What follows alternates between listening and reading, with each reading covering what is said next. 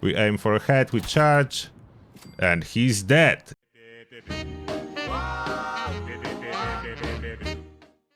Hey fellow Vault Dwellers, it's Angry Turtle, and today I have for you, heavily requested, super powerful sniper build.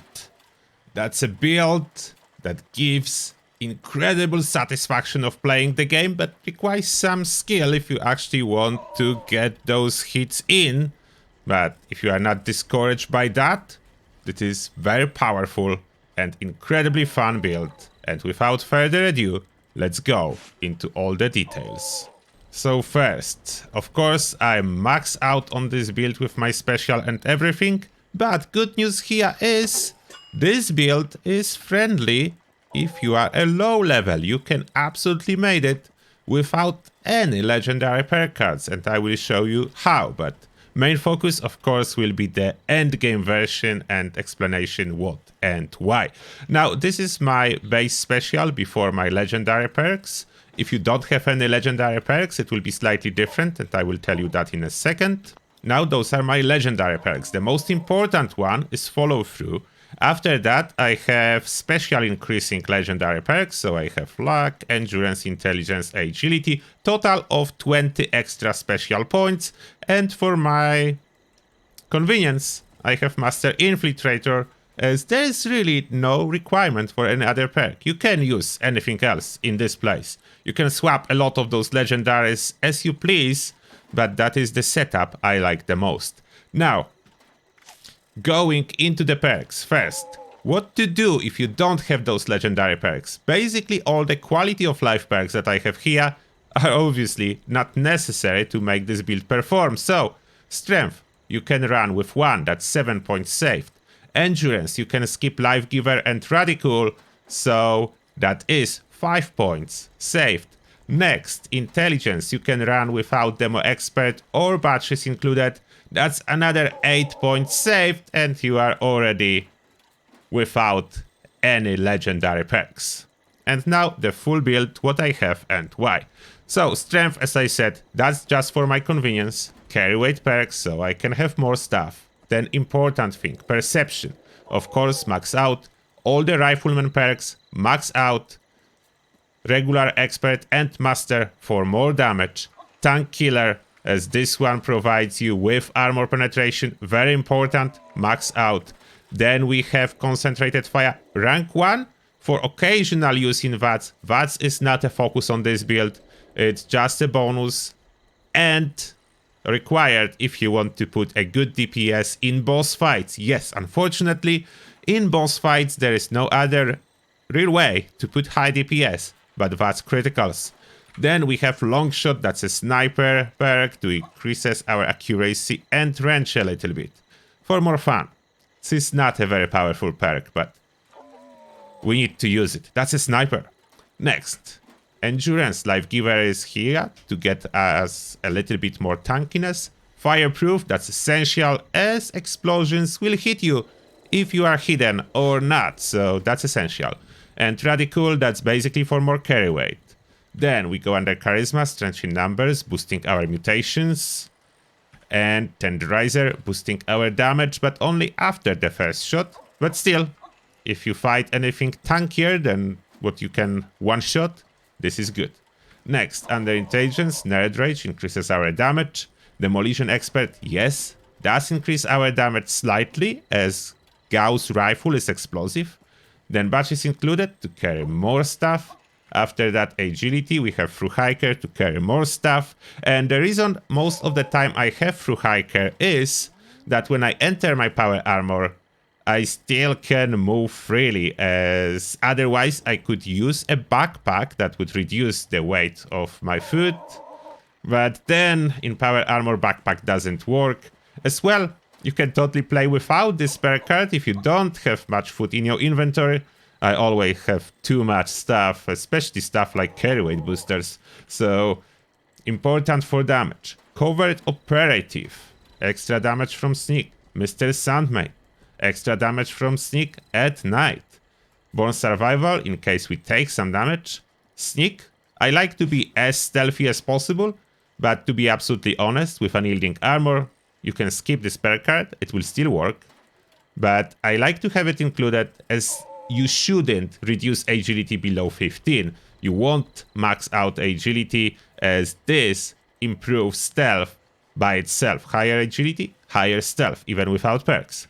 Then Escape Artist, this is essential as allows you to go back in stealth if you get detected, as well as reduce the footstep noise. Then we have Gunfu. That's not very often used, but if you'll be doing something in VATS, when you go lazy and you want to just press the VATS button, it's here. And Adrenaline, at this moment rank 1, you can run with max out Adrenaline if you decide to drop Gunfu and through Hiker, or Gunfu and Sneak. So you can easily swap it for max out Adrenaline. Like basically by skipping that and that, I can swap it for max out Adrenaline. Other option is getting rid of through Hiker. So yeah, if you want maximum damage for boss fight, do that. Then Luck, we have Bloody Mess for more damage. Better criticals, this is for boss fights. Only for boss fights, as normally we have no need for criticals on any regular enemies. As well as Critical Savvy, that's for boss fights too. Every other shot is critical. Then, important perks, Class Freak, as we have a bunch of mutations. Curator, if you want to use Bubbleheads. If you don't, you can actually run with 14 luck. And Star Genes to keep our mutations untouched. Now, mutations, you probably want to see them. I'm talking about mutations a lot. So, let's go under stat page, effects, mutations, adrenal reaction, less health, more damage. Bird bones, extra agility, reduced fall speed, so better sneak and better jumping. Eagle eyes, more perception, that's accuracy in VATS, and critical damage, that's for bosses. Egghead, that's extra intelligence for experience farming, and negative is strength endurance, doesn't matter for this build. Herbivore, as occasional herbs, I mean vegan food, boost this build, and it's super easy to obtain. So I don't need good with salt perk, because I can easily craft like 2 or 3 portions of food for herbivores. Herd mentality, extra special wherever you are on team, even if you are alone, like if you are one person team, it still counts. Next, marsupial, higher jump, scaly skin, extra resistance, occasionally useful, just small reduction in AP, doesn't really matter as VATS is not a focus. And speed demon, reload faster, move faster, that's important. So those are all the necessary mutations. Now the gear. There is not too much gear, to be absolutely honest. You can use a lot. Like you can make this build work with lots of stuff. But our main weapon is instigating Gauss rifle. You can use other Gauss rifles, other legendary effects, yeah, everything will work. Even non-legendary Gauss rifle will work great with this build. The point is, you want a Gauss rifle. Then my recommended modifications is true shielded barrel for range and accuracy, true stock for accuracy, prime capacitors because this is the best damage, short scope, and of course, scope is preference, but for me, short scope is the best for aiming. Just perfect zoom. If I go for a long scope or something like that, I have way too much zoom. And there is problem with distance rendering in this game. I basically zoom farther than enemies can render, so that's not useful for me. That's why short scope. And suppressor. That's important because we'll be going with stealth.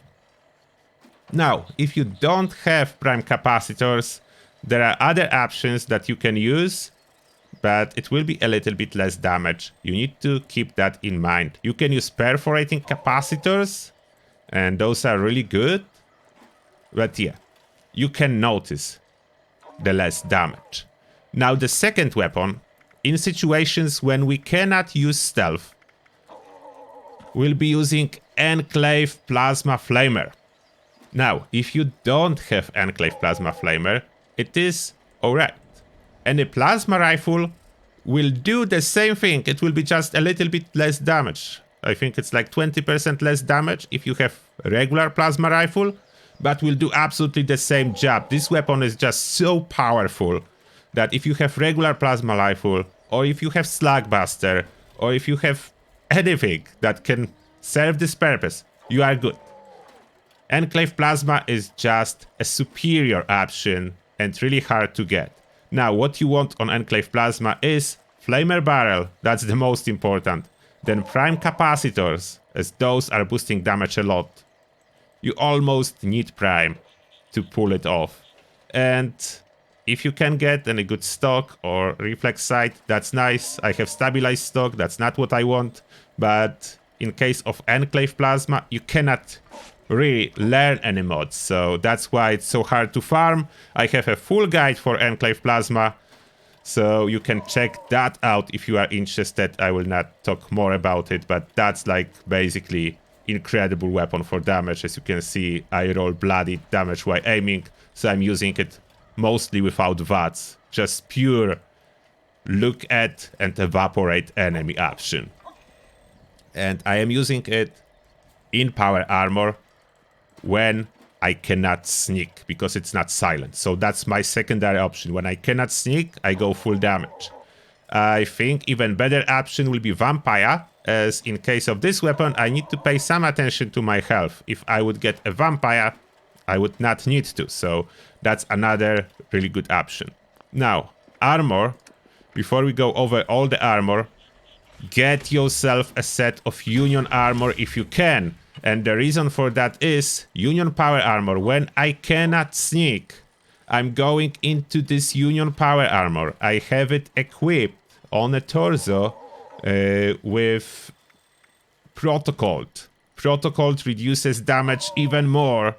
And the full set of this power armor gives me poison resistance. So wherever I cannot sneak, I'm jumping into this power armor. I have a great resistance. I can tank any hit, and I'm immune to poison. So that is huge. And I'm using this power armor with Enclave Plasma. I will demonstrate everything after I stop talking about the build. So this power armor, the best option, as you get poison resistance included. That's the reason for this power armor. Now the armor I'm wearing. It is a full set of unyielding, and it is a Secret Service. Secret Service is not the best armor for sneaking. There are better options, but Secret Service has the best radiation resistance from regular armor options. And that's the reason I went for it. I don't want to manage my rats all the time like crazy, and Secret Service is good enough if it's unyielding to sneak effectively everywhere. Even though it's not perfect, it's good enough. So I have both.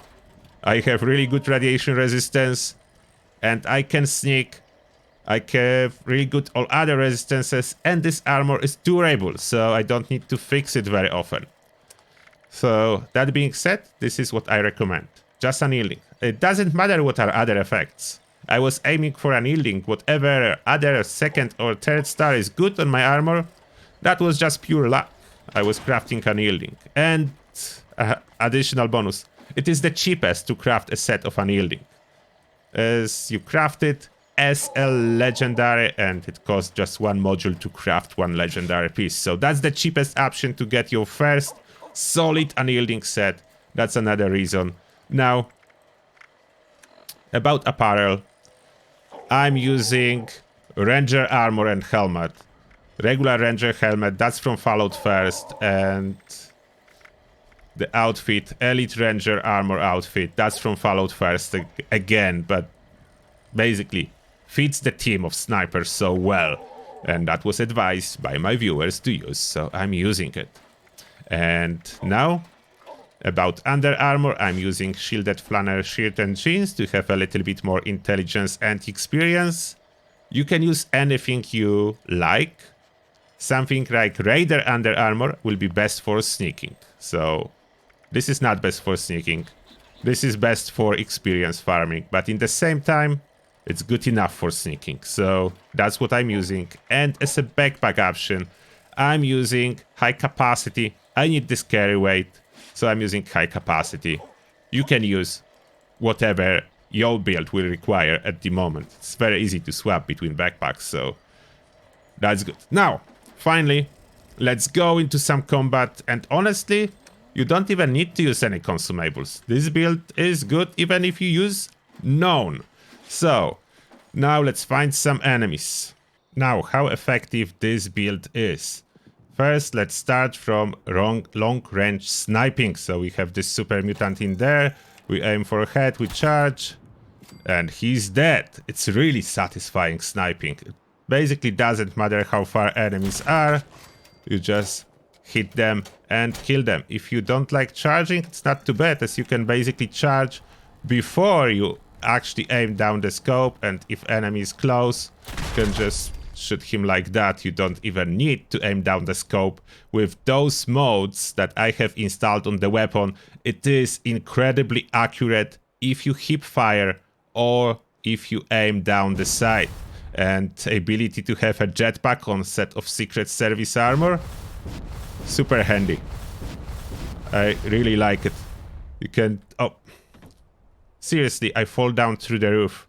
But generally the idea is that I can take any position I want for a sniping. Like I can sit in here and then I can just go over those super mutants, pop them up, and with this weapon actually the damage is high enough, so if I aim through the torso I will still kill him. Like I cannot get his head, I still kill him if I just hit him into the torso. So this weapon is great for VATS.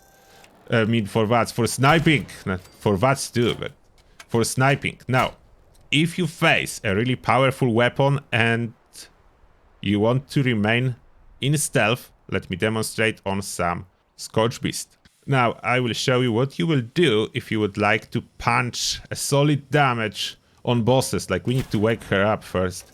She woke up? Yeah. So, if you want to pack damage on bosses, you aim for head, put one quick, then you charge and use critical, then one quick and then critical. That's how you do. Like basically, you put one quick shot, then you charge with a critical. Okay, I will show you without enemy now, because I know it takes some use to, but then you pack really crazy high damage with the Gauss rifle. If you have quad for this purpose, that would be even better. But generally, oh, we have some Scorch running around. How did I miss this shot? Generally, that's what you do.